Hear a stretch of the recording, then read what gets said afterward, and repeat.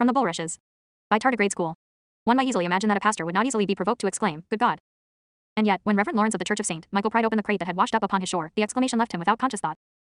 The egg inside was enormous, unmistakable, and certainly would have been too big for Lawrence to carry himself. It was only his unusually active lifestyle that allowed him the strength to drag the crate bodily up the shore until the waves were no longer lapping at the wood. He was certain the cold water could not be good for the dragon egg, and yet when he reached down to press his hands reverently against the shell, an unmistakable inner warmth emanated from it. Lawrence knew next to nothing of dragons, and much less of dragon eggs.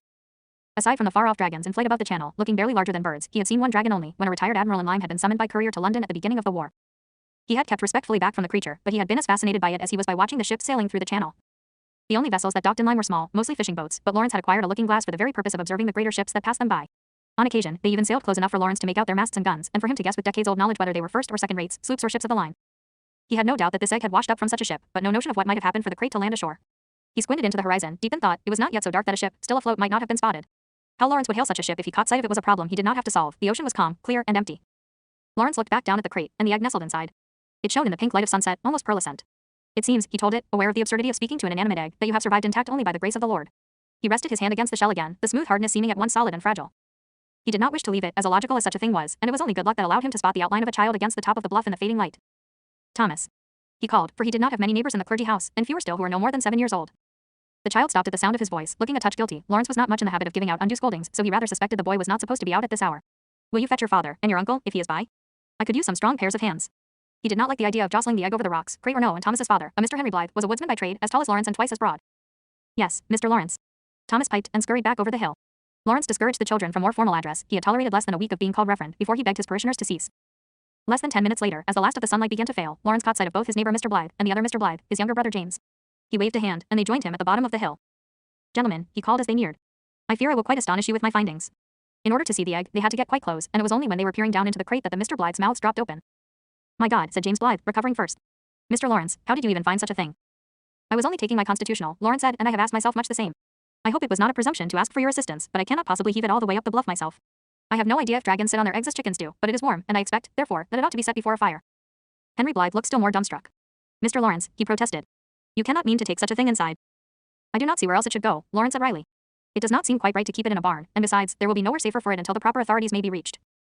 It was clear from their faces that the Blythes were not entirely convinced by this logic, but they were both God-fearing men, and when one's pastor suggested a course of action, no more than one objection each was proper. Besides, Lawrence's mention of handing the egg off had not been lost on them. He had no doubt they were eager to have it move somewhere outside of Lyme, ideally too far to menace children like young Thomas. Carrying the crate up the hill without dragging it over the ground would have been easier with 4 men than 3, but it made the short walk to the church doors easy by comparison. Lawrence was sweating beneath his waistcoat despite the cool sea breeze, and he resisted the urge to loosen his cravat or remove his white collar, which he did not make a habit of taking off in front of his parishioners. "My thanks," he said, somewhat more out of breath than he would have liked. "I believe I can handle it from here." Henry Blythe looked all too happy to leave him, but James Blythe hesitated a moment longer. "Sir," he said, "begging your pardon, but are you certain it's safe?" he asked. "What if the thing should hatch and eat you?" Lawrence summoned a smile to offer him. Being eaten by a dragon, he thought idly, would certainly be a more interesting death than he could have generally hoped for as a pastor. "I shall have to run the risk with the Lord to provide my safety. I would thank you to avoid mentioning this to anyone around town. I should not like to cause a stir. Tomorrow, I will alert Mr. Watson minus the only man within a mile who had a carriage sturdy enough to travel to Bath, where a courier might be found. Minus and ask him to take the news. For now, I cannot imagine myself to be in danger. We must remember that this is no doubt a great thing for England. I understand we are sorely in need of more dragons." "Be that as it may," said Henry Blythe, "that don't mean we need him anywhere near Lyme." He chewed on his lower lip, then added, "Take care, Mr. Lawrence. I won't breathe a word." "Nor I," James Blythe promised. "Good night, gentlemen," Lawrence said, and allowed them to hold the church doors open for him to drag the crate inside. The wood made a wretched sound against the stone floor of the church, but it was a smooth passage down the aisle between the pews, towards the great stone fireplace. Lawrence had considered bringing the egg back to his own lodging, but his fireplace was rather small, and the egg so astonishingly large that he could not imagine it making any difference. Instead, he built the fire in the church, a well-formed habit after so many winter Sundays spent rising early and crossing the frosted path from the clergy house to the church to stoke a fire that would warm it before the congregation arrived. When the fire was lit and burning steadily, Lawrence sank back on his heels and looked at the egg. What an odd thing, to spend so many evenings walking precisely the same path on the beach, and to one day find such an extraordinary artifact lying there, as if waiting for him. Lawrence could not help but wonder what sort of a dragon it was, and had no way at all to investigate the matter. It would not be the first night that Lawrence had spent sleeping in the church. Truth be told, he did not much care for the clergy house, cramped and cold and empty as it was, and on the coldest nights he was not ashamed to have brought blankets before this fireplace, and slept on the stone. Only, tonight he was not alone. On a whim, Lawrence leaned over and pressed his ear to the eggshell. For a moment, he could hear only the rushing in his own ears, and then he began to be able to hear another rhythm, slower and deeper than his own. Lawrence could not stop an amazed smile from crossing his face. The egg was indeed alive. "What an incredible creature you are," he said quietly, "and what a boon for England." An old hurt panged in his chest. Bringing the egg up from the shore was likely the greatest thing he would ever do for his country, and it had only been dumb luck that brought him such a chance. For a moment, he thought of the ships sailing past down the channel, towards Gibraltar or Africa or India, and had to swallow that long-held longing. The chance for such a path was past, and not only past, but past by 20 years. He ought to have released such foolish childhood dreams by now, and yet even a pastor must be allowed an occasional harmless indulgence, he hoped. "You will go very many exciting places, I expect," he told the egg. "I hope you do not mind the sea, after the tumble it has given you." He patted the egg and, to his astonishment, it made an audible, gurgling sound beneath his hand, as if in answer. Lawrence left the egg very briefly, only to fetch a blanket, before settling down beside it. He was not quite sure why he did not wish to part from it, except that he had a vague notion that after such a long, strange voyage, it ought not be alone. Lawrence woke just before dawn, to an odd rustling sound. He opened his eyes, rolling his neck instinctively against the stiffness of sleeping on the stone floor, and found himself staring in the pale light through the church windows, at the egg rocking itself within the confines of the crate. Lawrence blinked at it once, twice, and then scrambled up, fear striking him. He did not know if a newborn dragon was dangerous, or what to do if it was. There was, however, no time to run even if he had wanted to. The egg burst open, all at once, revealing a delicate black body that immediately scrabbled against the crate, as if trying to push through more eggshell. Good lord, Lawrence said involuntarily, but the dragonette paid him no mind. It dug his claws into the wood, and managed to crawl out, with surprising grace, onto the stone. It looked around itself curiously, staring up at the vaulted ceilings, at the pews, the fire, and finally at Lawrence himself. Excuse-moi, it said, shocking Lawrence, I do not see any narrator. I am Trey of Fame. Pardon, said Lawrence, which thankfully was perfectly understandable to this dragon, who seemed to be primarily French-speaking. Lawrence had just enough French to think, inanely, that it had known to use the masculine adjective, and must therefore be a male dragon, before the dragonette cleared its throat. Je suis désolé, he said. I want to parlor affect toy, but Jamie papa minus he paused, clearly frustrated. Lawrence was sympathetic, as his French was sadly neglected since his schoolroom days, but at least he had the Latin, albeit stilted, to more or less understand. What langue is yours? English, Lawrence said blankly. Politeness carried him through, despite his shock. Je parle, scraps of français. Oh, that is très bien, the dragonette said, greatly relieved. Can you assist moi? Lawrence looked at him blankly, and then said, I keep chickens, poulets if you stay here, and do not touch anything. I can fetch one for you. Just one. The dragonette said. There are no chickens Dons, la coco, but I am certain I will like them. I will bring several, Lawrence said helplessly, only you must rest I sigh, do you understand? Ah, comprends. Oui, the dragonette said, and added, yes. There was something absurd in the extreme about chasing chickens around the pen before the sun had even properly risen to feed to a feral dragonette in the church. It must be feral, he thought, or would soon be, as Lawrence had no idea how to harness a dragon, but it was hard to wrap his head around the idea of a feral dragon speaking perfect French, and quickly, it seemed, acquiring English. Still, if he could keep him fed, Lawrence thought, the dragonette could still be of substantial use in the breeding grounds, surely. And regardless, none of God's creatures deserved to starve at birth. Lawrence tucked a chicken under each arm and returned to the church as quickly as he could. It was too early for anyone to have seen him, but he was certain he looked ridiculous, chicken feathers littering his black waistcoat and his collar askew. The dragonette perked up visibly at the sight of the chickens. Lawrence deliberated, and then set them inside the crate, so they would not run wild. He opened his mouth to ask the dragonette if it should like him to break their necks for him, but the question was plainly unnecessary. No sooner had he set the chickens down as the dragonette was leaping back into the crate with a fervor. The first chicken was killed in seconds, and the second nearly managed to hop back out of the wooden side before the dragonette lunged, serpentine, and dragged it back in with astonishing speed. The chickens were gone in less than a minute, feathers scattering the floor, and the dragonette looked at him hopefully. More? He asked. Lawrence was forced to return to the pen 4 more times. He only had 9 chickens to start with, so when he returned at long last with the rooster, which had been just about to crow, he was relieved to see the dragonette no longer leapt upon it with such desperate hunger. Je suis très reconnaissant, the little dragon said sincerely, licking the blood of the rooster from his black muzzle and claws. Je fou, Lawrence tried and trailed off. You are very welcome, he said instead. I wanted to foaler, the dragonette said, alarming Lawrence. But now I am somnolent, and this is very agreeable. What is it? That is a fire, Lawrence said. Please, feel free to sleep. I must ask you not to fly away, I am afraid. He was well aware that he could not actually stop the dragonette, but he felt it behooved him to at least attempt to stop him from terrifying the townsfolk. If you promise not to fly off, I will bring you a goat, whichever to eat, when you wake. That sounds very nice, the dragonette said, his first full sentence in English. He settled before the fire, stretching his wings out to catch more warmth, the membrane extending out fully, still damp from the egg's fluid. Jamie Suvians, how lovely the fire felt through my shell, last night. I am glad you brought me, I sigh. I will stay until you come back. You are welcome indeed, Lawrence said, touched and discomfited both. The little dragon had been vicious in its pursuit of the chickens, but no more than any other predator, and it was difficult to be afraid of him when he was stretched out before the fire, yawning. Still, he locked the church door behind him, and prayed that the dragonette would not think to burst through the window before he returned. Lawrence was glad in the extreme that he knew his other neighbors, the Moors, had been trying to sell their old nanny goat for months. It remained too early for anyone to be up, but he brushed the feathers from his coat nonetheless, and straightened his collar, before leaving twice the worth of the goat on the back step, along with a scribbled note of apology. He doubted it would do much good, as no one in the family was particularly literate, but they were good folk, and would at least recognize his signature. He could explain, he hoped, at a later date. He had been the pastor in Lyme for over 10 years, and while no one expected him to break into their goat's pen, at the very least he thought they would forgive him for it. Mrs. Moore had a bad habit of trying to set him up with every gentlewoman she came into contact with, but it was only because he was, as she constantly told him, such a good sort. The goat, barely awake, nibbled idly on the back of his waistcoat for nearly the entirety of the 10-minute walk back before Lawrence noticed and detached her, by which point he was missing a distinct chunk of fabric. He couldn't even mourn it. If several pounds for a goat and the cost of a repaired coat were all he lost after a dragon hatched in his church, he would count himself grateful. The dragonette was still soundly asleep when Lawrence let himself back in, and did not even stir at the intermittent baying of the goat tied to a queue by the door. Its stomach was round beneath its extended wings, the black scale shining glossily in the light of the fire. Lawrence added a few logs, then set about sweeping up the feathers. He could not see how he might keep the dragon restrained when it grew any bigger than it already was. There was a leather worker in the town below, but he would have no idea how to create a dragon harness from scratch, and besides, with those wicked teeth and talons, Lawrence was sure the dragon could escape from any attempt to harness it. The best option, he decided, when the dragon was so polite, was to simply ensure he was plied with as much legally acquired food as he could wish until the proper reinforcements came from a cover. Feathers tidied away, Lawrence knelt beside the dragon. It had not been the slightest bit aggressive towards him, but he still hesitated. It was technically feral, and although not yet bigger than him, certainly well equipped to kill him if it so wished. But Lawrence felt quite sure that it did not wish to do so at all, and in a moment of courage, he reached out and touched the sleek scales of its shoulder. The dragonette did not stir as Lawrence petted it. The black scales had gathered quite a lot of heat from the fire, more so than the pale egg had, and the dragonette only snuffled in its sleep, drowsing. It was not until Lawrence went to draw his hand back that the dragonette said, "That is very nice, please me tear it paw."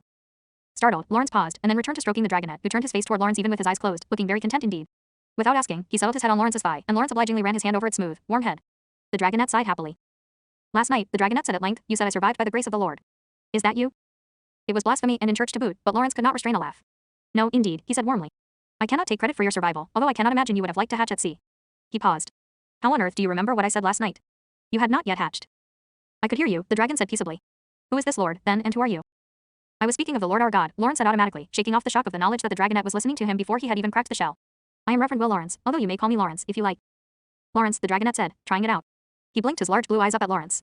I do not know what to ask you to call me. I suppose you are not born with a name, just like any other creature, Lawrence mused. How do I get a name? The dragonette asked. In the usual course of things, humans get their names from their parents, Lawrence said. For dragons, I suppose they are given to them by their captains. That is a capitaine, in French, he added, when he saw the dragonette blinking at him. Well, the dragonette said, I do not have one of those, and a name seems much more facile to acquire than one of these captains, so Puetry you could give me one. Lawrence could not think of a good reason to refuse. From all his knowledge of dragons, it was even now too late for the dragon to be properly harnessed, so it seemed that there might be no one else to name it. I have no idea what sort of names dragons generally have, he said. Pray give me a moment to think of it. The dragonette closed its eyes, apparently in no great rush. Finally, Lawrence said, you have been brought to England by the water, so how would you like to be Moses? When the dragonette lifted its head, obviously curious, Lawrence clarified, he is a very important person in the Bible, who also washed up on a shore a very long time ago. The dragonette said. I do not know what this Bible is, but I like that he is very important. Moses mi va bien, he shimmied his wings a little in something Lawrence belatedly recognized as excitement. Jay sends something, is that the goat? May I lamange? Yes, you may, Lawrence said, before belatedly realizing that the blood of a goat would not be nearly so easy to clean up as the feathers had been. Moses, I would like to bring you outside, but you must promise me not to fly off. Promets-moi, that is. Well, I would not like to fly off when there is a goat to eat, Moses said logically. But I would like to fly, a little. I would not fly Trey-loin, he looked hopefully up at Lawrence. Lawrence grimaced. He did not much like the idea of the people of Lyme waking to the silhouette of a dragon against the sky, even quite a small one, but it was Moses' natural instinct, no doubt. Only around the church, perhaps, he said hesitantly. What is that? Moses asked. It is this building, Lawrence said distractedly, before inspiration struck him. Here, he said, and reached into his pocket for his ever-present prayer beads. They had been given to him by his mother, upon his appointment in Lyme, and he dearly hoped that Moses would not fly away with them forever. He looped them over the dragonette's neck. Moses immediately leaned down to peer at the necklace on his breast. Why, that is Sibo, he said. I particularly like this shiny part.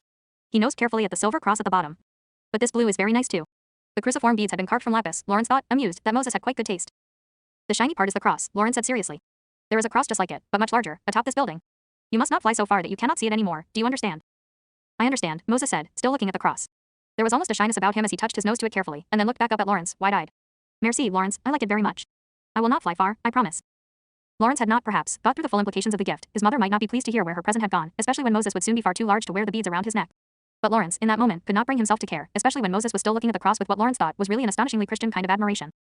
Very good, Lawrence said, and lead him out the side door of the church. Moses blinked in the growing light of dawn, amazed by the sky above him. Why, it is Telemangrand, he said, staring up into the clouds. I understand why you were inquiet about me going too far, when there is so much CL. He caught sight of the cross atop the church, silhouetted by dawn, and nearly leapt with excitement. I see it. Lawrence guided the poor goat outside behind Moses, who fell upon it with nearly as much enthusiasm as he had the chickens. Lawrence expected him to fly off immediately, but instead Moses looked down at his own chest, and said, I have gotten it sanglant, he said sadly. The cross was indeed dripping with goat blood. Lawrence knelt beside him again, and wiped the blood away. Moses watched carefully as the silver shine of the cross was revealed again beneath the handkerchief and breathed a sigh of satisfaction. Merci, he said again, looking up into the sky. The big cross is not as shiny as mine, but I will not lose sight of it, he repeated, and launched himself into the sky. It was only when Moses was already level with the roof, flying jubilant circles around the church, that Lawrence realized how rapidly his English was improving.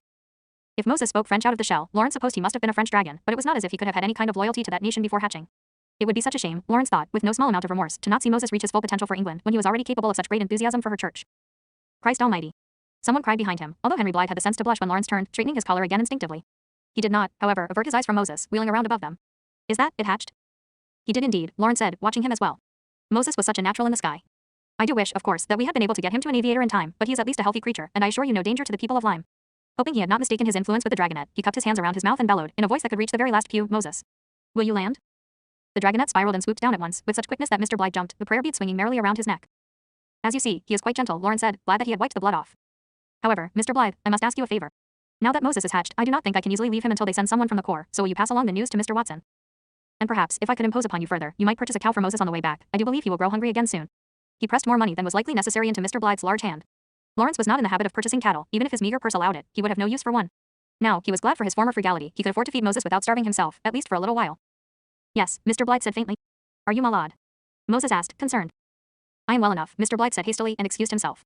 Moses looked after him with some curiosity before trotting back to Lawrence's side and twining around his legs. I am très excited to try a cow, Moses said happily. Merci beaucoup, Lawrence. Think nothing of it, my dear, Lawrence said, surprising himself. Moses seemed much less surprised, and pushed his head under Lawrence's hand like a cat seeking affection. I think I will sleep again, he said, yawning hugely. The cow may be here when you wake, Lawrence said. He caressed the little head. I have no doubt you need a great deal of rest when you are eating so much. Moses looked up at him, eyes shining in the dawn light. Will you be here when I wake, as well? Yes, Lawrence said. The answer came so easily.